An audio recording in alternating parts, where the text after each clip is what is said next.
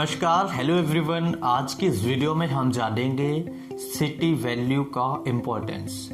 Corona test यानी कि RT-PCR test आपने कराया है और अगर आपको सिटी वैल्यू के बारे में नहीं पता है तो मुझे लगता है कि आपको कुछ भी नहीं पता है। अगर सिटी वैल्यू आप समझ जाते हैं तो ये बहुत ज़्यादा महत्वपूर्ण पॉइंट आप सभी के लिए होगा, स्पेशली उन सभी के लिए होगा जिनको कोरोना टेस्ट पॉजिटिव आया है। दूसरा, अगर किसी व्यक्ति को पता लगाना हो कि हम किसी दूसरे व्यक्ति को इन्फेक्शन ट्रांसमिट यानी स्प्रेड कर सकते हैं, जैसे कि मैं कोरोना पॉजिटिव हूं और अगर मैं किसी दूसरे व्यक्ति से मिलता हूं तो क्या उसको भी कोरोना फैल सकता है, तो ये हमें पता लगेगा RT-PCR में जो CT वैल्यू आती है उसके जरिए। तो CT वैल्यू यानी कि इसे हम बोलते हैं साइकिल थ्रेशोल्ड वैल्यू।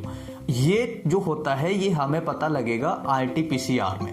जब हम RT-PCR टेस्ट कराते हैं तो इसके अंदर RT-PCR के अंदर CT वैल्यू आती है। ये CT वैल्यू अगर आपकी 24 है तो ये मार्किंग होती है।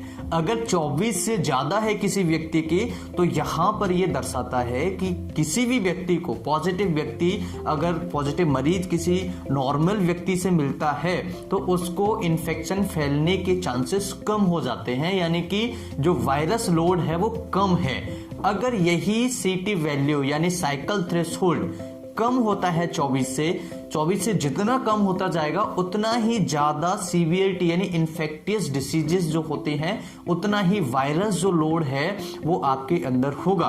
तो वायरस लोड जितना ज्यादा होगा RT-PCR के अंदर CT वैल्यू उतनी ही कम होगी और वायरस लोड जितना कम होगा उतनी ही RT-PCR टेस्ट के अंदर CT वैल्यू ज्यादा होगी। तो 24 से जिनकी कम है उनको समझ जाना चाहिए, किसी दूसरे व्यक्ति से न मिलें, उनको वो हाईली इन्फेक्शियस पेशेंट हैं। और जिनकी CT वैल्यू यानी साइकिल थ्रेशोल्ड वैल्यू 24 से ज्यादा है तो उनको कोई दिक्कत नहीं है, उनके अंदर इन्फेक्शन कम है। दूसरा, उनके अंदर जो इम्यूनिटी है या कह सकते हैं कि इन्फेक्शन फैलाने की जो क्षमता है वो कम है, यानी कि दूसरे व्यक्ति से अगर वो मिलते हैं तो वो इतनी जल्दी आसान तरीके से उस व्यक्ति को इन्फेक्शन नहीं दे पाएंगे, उस व्यक्ति को इन्फेक्शन नहीं होगा जिनकी जो CT वैल्यू है वो 24 से ज्यादा है। तो मुझे लगता है कि इस CT वैल्यू से आप सभी को आइडिया लग जाएगा कि हमारा वायरल लोड जो वायरस लोड है वो कितना है। अगर 24 से कम आता है तो हमें होशियार रहना चाहिए, क्वारंटाइन या फिर थोड़ा सा सावधानियां रखनी चाहिए, और अगर 24 से ज्यादा है सावधानी तब भी रखनी चाहिए, लेकिन डरने की कोई बात नहीं है।